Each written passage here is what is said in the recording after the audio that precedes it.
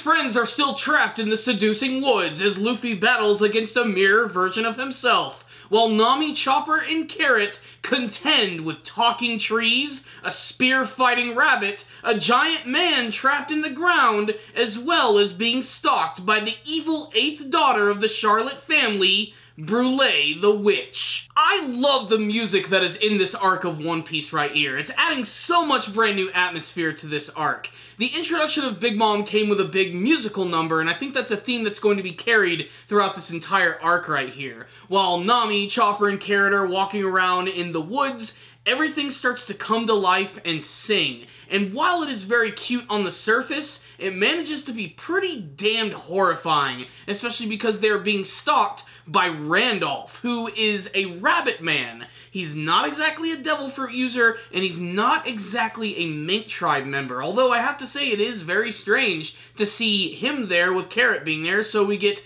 two rabbits getting to throw down with one another. And this episode firmly establishes that not only is Carrot absolutely freaking adorable, but she will whip your ass too. This episode was also the formal introduction of a lot of key characters, such as this one giant who is stuck in the ground, who doesn't really seem like a bad guy at all. They keep running into him into the forest because this entire forest is actually playing a trick on them, basically making them go in circles. And this is all due to the powers of Charlotte Brule, who is the keeper of this forest and seems to be the one who's been in control of the mirrored version of Luffy. And she's actually taken advantage of this because apparently her devil fruit powers not only allow her to actually copy the form of someone, but also the ability to copy some of their motions. So when she runs to the left, the other one is going to run right, and she takes advantage of this to separate Luffy from the team, and she ends up capturing Nami at the very end of this episode, and I absolutely love her design. She's really creepy looking, definitely living up to her witch-like abilities. She's like twice the height of Nami. She has that distinctive Big Mom nose. She has this dark purple hair, a giant scar growing across her face,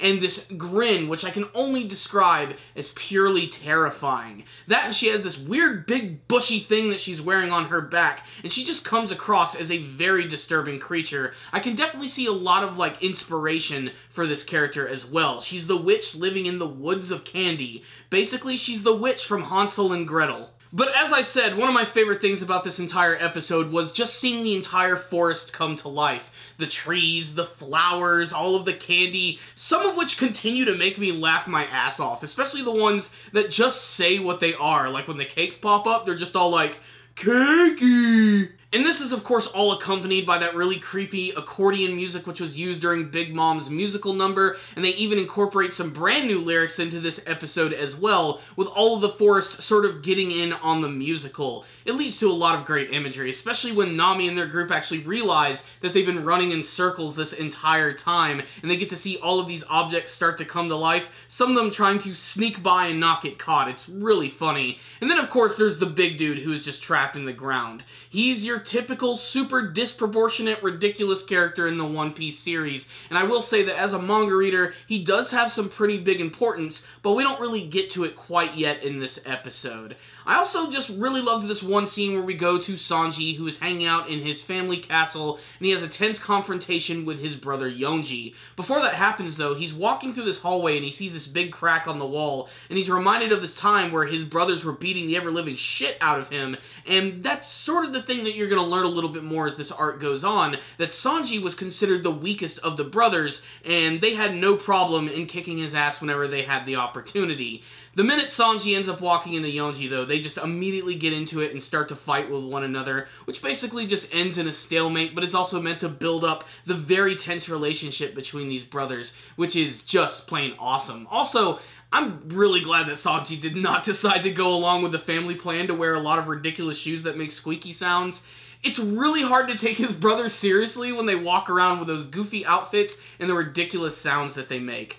But then again, it just makes them all the more unique. So what's the rundown on this week's episode of One Piece? This was a really great episode, which I think fully played to the strengths of this arc, which is its incredibly unique setting and the overall just weirdness of all of it.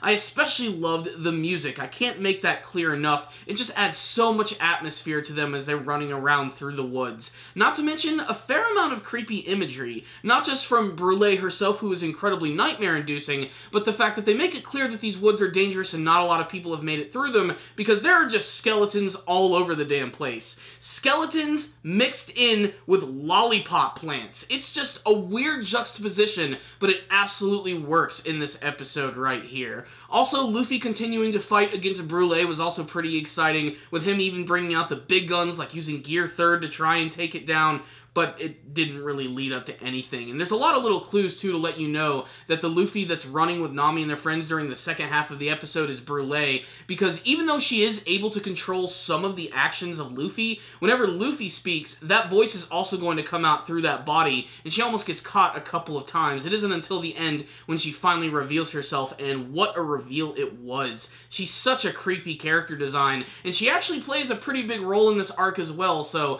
I hope you guys are going to get used to seeing this ugly old mug. Carrot was especially awesome in this episode as well. I know I'm not, like, trying to hide my love of this character, but I love that she can be incredibly cute one minute and very capable in combat the next. She's the first one who decides to fight against Randolph, and it's very fitting as we have a bunny versus bunny battle. But Randolph is definitely a lot creepier, and the fact that he's not a Mink Tribe member and a Devil Fruit user makes him all the more interesting. I don't want to spoil it for manga viewers, but if you've paid attention to what Big Mom has actually done with her powers, that'll give you some clues as to how this entire forest is working, as well as the actual existence of Randolph himself. And then there's the big dude who is stuck in the ground. He's really funny because he's just taking being buried all in stride. All he really wants to do is just relax and have some juice and try to help out these guys, but they want nothing to do with him. They've seen enough weirdness in this forest that they know not to get near anything and touch it with a 10-foot pole. This was a great, super atmospheric, very fun episode of One Piece, which was very high on the adventure, lots of humor, lots of creepiness, great musical sequences, and of course, getting to see more of Nami in that incredibly revealing outfit. I think this was a win-win episode for most fans of the series, and I highly recommend it, which is why I'm going to give this week's episode a great 5 out of 5. That's right, it was a super entertaining episode, and one of my favorite ones from the whole Cake Island arc. The introduction of Brule, I loved it a lot more than even the manga version, and whenever they can outdo the manga, I think that's a pretty big accomplishment. So make sure to check out this week's episode of One Piece, guys. If any of you did watch the episode, make sure to tell me what you thought about it in the comments section below. What did you think of the introduction of Charlotte Brule? Were you creeped out by her disgusting appearance?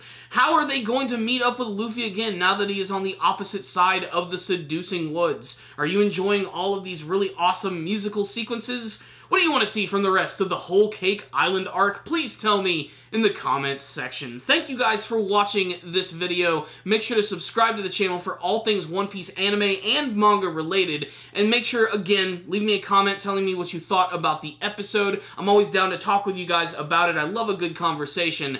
And of course, use your Devil Fruit powers to hit that like button. It really helps out our videos a lot. But if for some weird reason you didn't like this video, give it a thumbs down. I'll see you guys next time. And as always, stay dandy, baby.